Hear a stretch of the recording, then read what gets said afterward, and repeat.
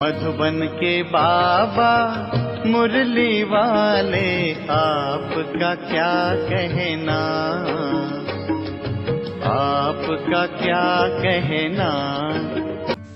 ओम शांति। 21 दिसंबर 2023। बाबा के महावाक्य। मीठे बच्चे, शिव बाबा के सिवाय तुम्हारा यहाँ कुछ भी नहीं, इसलिए इस देह के भान से भी दूर खाली बैगर होना है। बैगर ही प्रिंस बनेंगे। प्रश्न, ड्रामा की यथार्थ नॉलेज कौन से ख्यालात समाप्त कर देती है? उत्तर, यह बीमारी क्यों आई, ऐसा नहीं करते तो ऐसा नहीं होता। यह विघ्न क्यों पड़ा, बंधन क्यों आया। यह सब ख्यालात ड्रामा की यथार्थ नॉलेज से समाप्त हो जाते हैं, क्योंकि ड्रामा अनुसार जो होना था वही हुआ। कल्प पहले भी हुआ था। पुराना शरीर है, इसे चत्तियां भी लगनी ही हैं, इसीलिए कोई ख्यालात चल नहीं सकते। गीत, हमें उन राहों पर चलना है। ओम शांति। उन राहों पर चलना है। कौन सी राहें? राह कौन बताता है? बच्चे जानते हैं कि हम किसकी राय पर चल रहे हैं। राय कहो, राह कहो व श्रीमत कहो, बात एक ही है। अब श्रीमत पर चलना है, लेकिन श्रीमत किसकी? लिखा हुआ है श्रीमत भगवत गीता, तो जरूर श्रीमत की तरफ हमारा बुद्धि योग जाएगा। अब तुम बच्चे किसकी याद में बैठे हो? अगर श्री कृष्ण कहते हो तो उनको वहाँ याद करना पड़े। तुम बच्चे श्री कृष्ण को याद करते हो या नहीं? वर्षे के रूप में याद करते हैं। यह तो जानते हो हम प्रिंस बनेंगे। ऐसे तो नहीं जन्मते ही लक्ष्मी नारायण बनेंगे। बरोबर हम शिव बाबा को याद करते हैं, क्योंकि श्रीमत उनकी है। श्री कृष्ण भगवानुवाच कहने वाले श्री कृष्ण को याद करेंगे, परंतु कहाँ याद करेंगे? उनको तो याद किया जाता है वैकुंठ में। तो मन मनाभव अक्षर श्री कृष्ण कह नहीं सकते, मध्याजी भव कह सकते हैं। मुझे याद करो, वह तो वैकुंठ में ठहरा। दुनिया इन बातों को नहीं जानती। बाप कहते हैं, बच्चे यह सब शास्त्र भक्ति मार्ग के हैं। सभी धर्म शास्त्रों में गीता भी आ जाती है। बरोबर गीता भारत का धर्म शास्त्र है। वास्तव में तो यह सभी का शास्त्र है। कहा भी जाता है श्रीमत सर्व शास्त्रमयी शिरोमणि गीता, यानी सबसे उत्तम ठहरी। सभी से उत्तम है शिव बाबा श्री श्री, श्रेष्ठ से श्रेष्ठ। श्री कृष्ण को श्री श्री नहीं कहेंगे, श्री श्री कृष्ण व श्री श्री राम नहीं कहेंगे, उनको सिर्फ श्री कहेंगे। श्रेष्ठ से श्रेष्ठ जो है वही आकर फिर श्रेष्ठ बनाते हैं। श्रेष्ठ से श्रेष्ठ है भगवान श्री श्री, अर्थात सभी से श्रेष्ठ। श्रेष्ठ का नाम बाला है। श्रेष्ठ तो जरूर देवी देवताओं को कहेंगे, जो अभी नहीं है। आजकल श्रेष्ठ किसको समझते हैं? अभी के लीडर्स आदि का कितना सम्मान करते हैं, परंतु उन्हें श्री तो कह नहीं सकते। महात्मा आदि को भी श्री अक्षर नहीं दे सकते। अभी तुमको ऊंचे से ऊंचे परमात्मा से ज्ञान मिल रहा है। सबसे ऊंचा है परम पिता परमात्मा, फिर है उनकी रचना, फिर रचना में ऊंचे से ऊंचे हैं ब्रह्मा विष्णु शंकर। यहाँ भी नंबरवार मर्तबे हैं। ऊंचे से ऊंचे प्रेसिडेंट, फिर प्राइम मिनिस्टर, यूनियन मिनिस्टर आदि। बाप बैठ सृष्टि के आदि मध्य अंत का राज समझाते हैं। भगवान रचयिता है। अब रचयिता अक्षर कहने से मनुष्य पूछते हैं सृष्टि कैसे रची गई। इसलिए यह जरूर कहना पड़ता है कि त्रिमूर्ति शिव रचयिता है। वास्तव में रचयिता के बजाय रचवाने वाला कहना ठीक है। ब्रह्मा द्वारा दैवी कुल की स्थापना कराते हैं। ब्रह्मा द्वारा स्थापना किसकी? दैवी संप्रदाय की। शिव बाबा कहते हैं अभी तुम हो ब्रह्मा की ब्राह्मण संप्रदाय, वह है आसुरी संप्रदाय। तुम हो ईश्वरीय संप्रदाय, फिर दैवी संप्रदाय बनेंगे। बाप ब्रह्मा द्वारा सभी वेद शास्त्रों का सार भी समझाते हैं। मनुष्य बहुत मूंझे हुए हैं, कितना माथा मारते रहते हैं बर्थ कंट्रोल हो। बाप कहते हैं मैं आकर भारत की यह सर्विस कर रहा हूँ। यहाँ तो है ही तमो प्रधान मनुष्य, 10-12 बच्चे पैदा करते रहते। झाड़ वृद्धि को जरूर पाना ही है, पत्ते निकलते रहेंगे। इसको कोई कंट्रोल कर ना सके। सतयुग में कंट्रोल है, एक बच्चा एक बच्ची बस। यह बातें तुम बच्चे ही समझते हो, आगे चल आते रहेंगे, समझते रहेंगे। गाया भी हुआ है अतीन्द्रिय सुख गोप गोपियों से पूछो।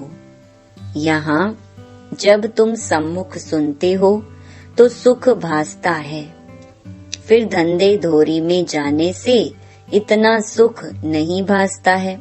यहाँ तुमको त्रिकालदर्शी बनाया जाता है। त्रिकालदर्शी को स्वदर्शन चक्रधारी भी कहते हैं। मनुष्य कहते हैं फलाना महात्मा त्रिकालदर्शी था। तुम कहते हो वैकुंठनाथ राधे कृष्ण को भी स्वदर्शन चक्र की व तीनों कालों की नॉलेज नहीं थी। कृष्ण तो सभी का प्यारा सतयुग का फर्स्ट प्रिंस है, परंतु मनुष्य ना समझने कारण कह देते कि तुम श्री कृष्ण को भगवान नहीं मानते, इसलिए नास्तिक हो, फिर विघ्न डालते हैं। अविनाशी ज्ञान यज्ञ में विघ्न पड़ते हैं। कन्याओं माताओं पर भी विघ्न आते हैं।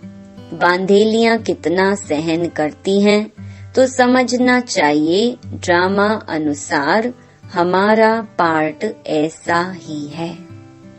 विघ्न पड़ गया, फिर यह ख्यालात नहीं चलना चाहिए कि ऐसे नहीं करते तो ऐसा नहीं होता, ऐसे नहीं करते तो बुखार नहीं होता।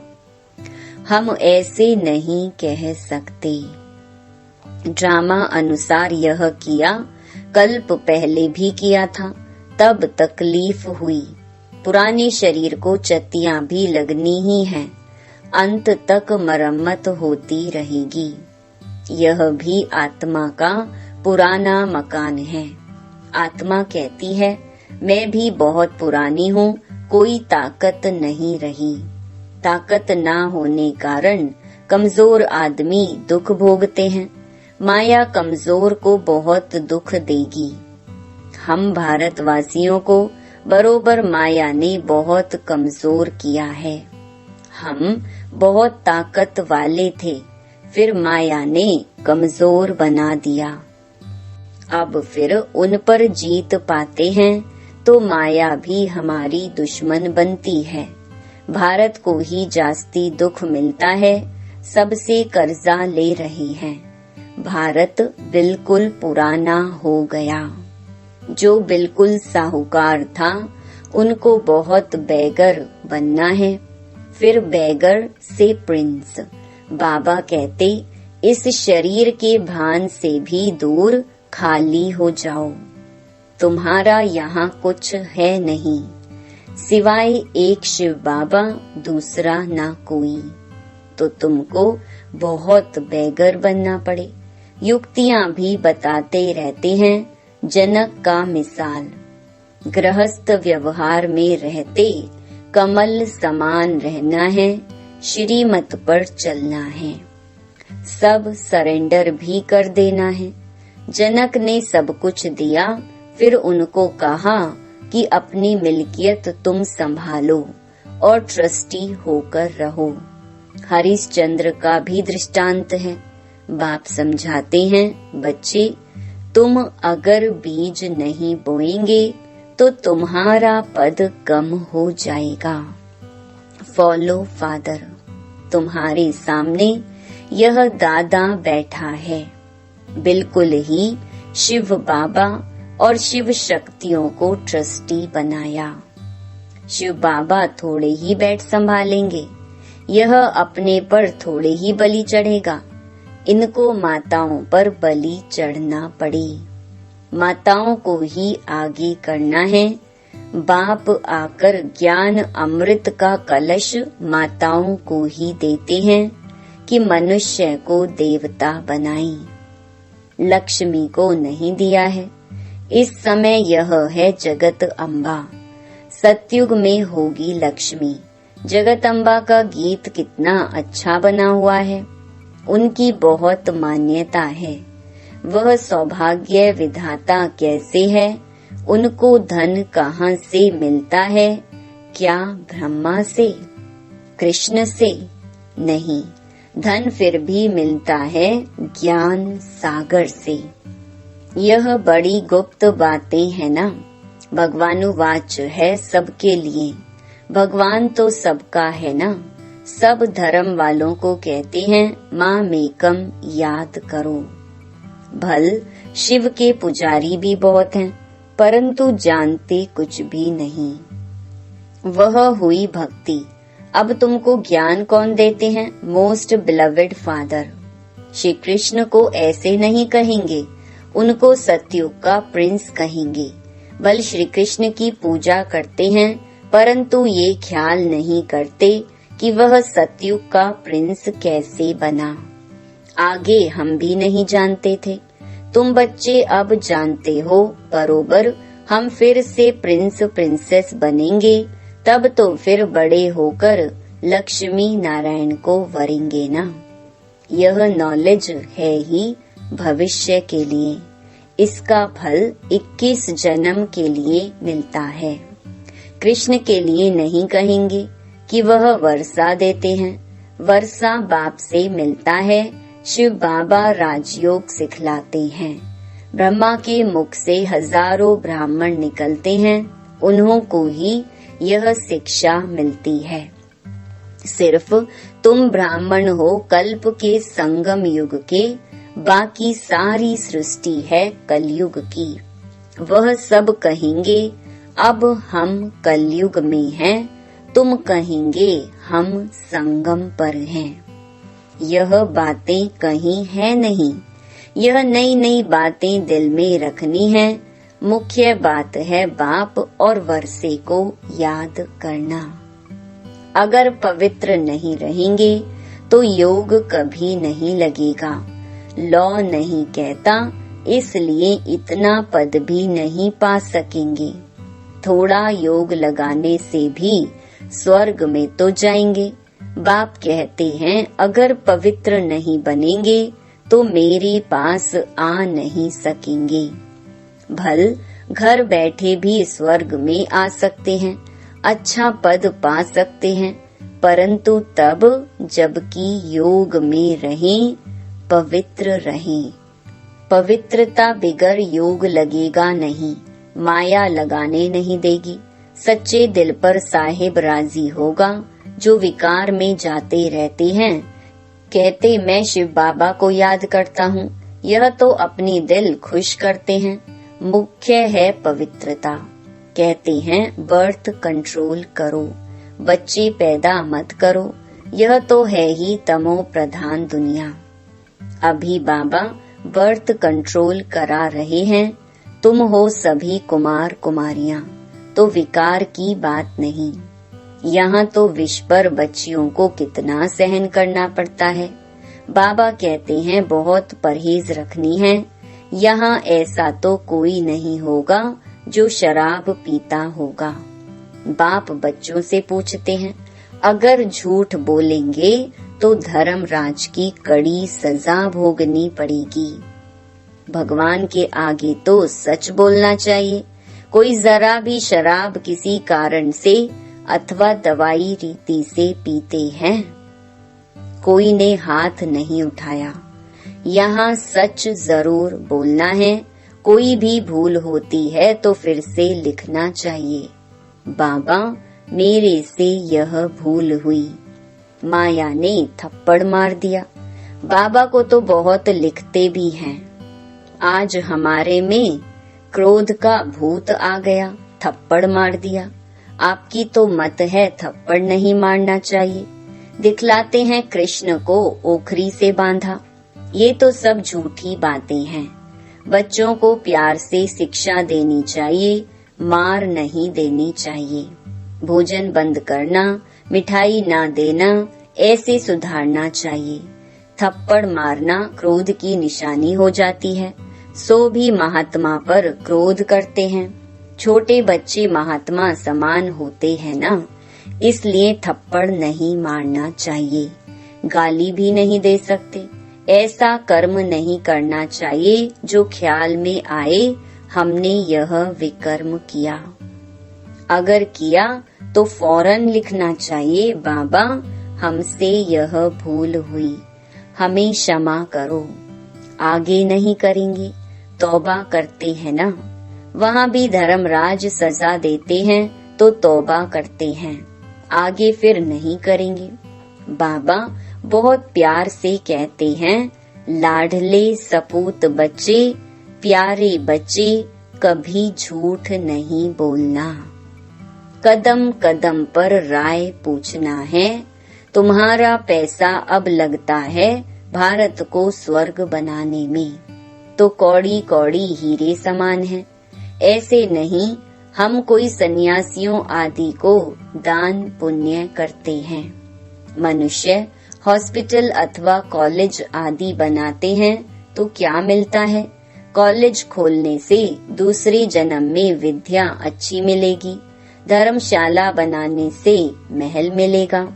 यहाँ तो तुमको जन्म जन्मांतर के लिए बाप से बेहद का सुख मिलता है, बेहद की आयु मिलती है।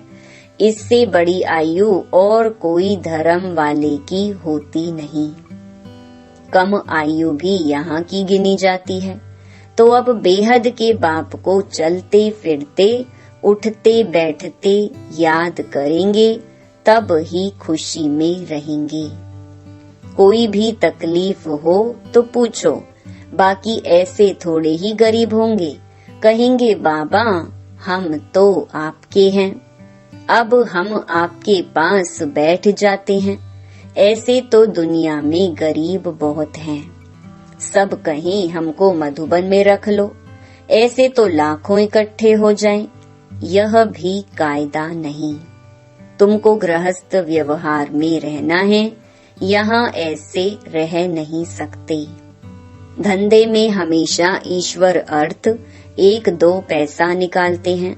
बाबा कहते हैं, अच्छा तुम गरीब हो, कुछ भी नहीं निकालो, नॉलेज को तो समझो और मन मनाभव हो जाओ।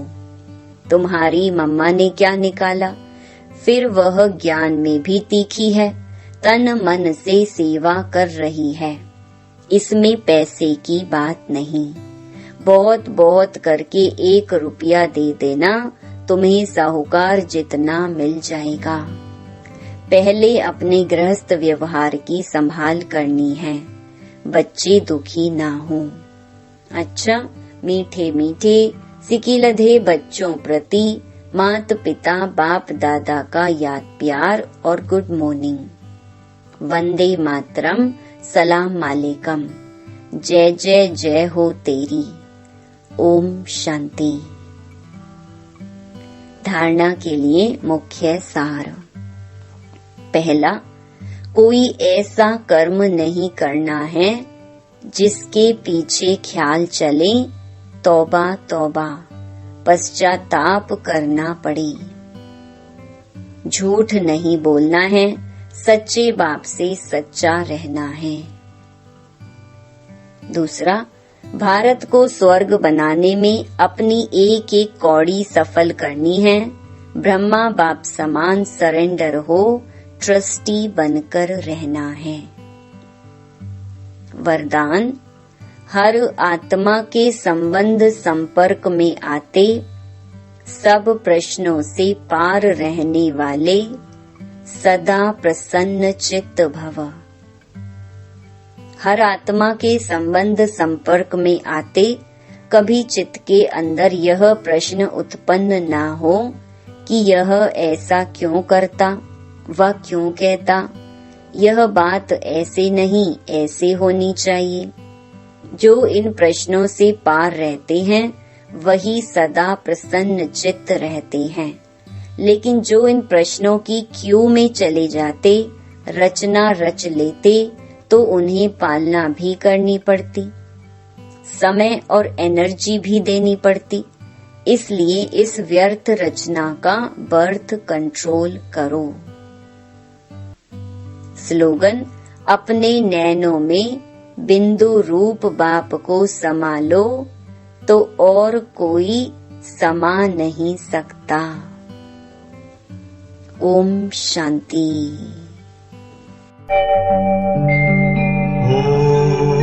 ओम शांति।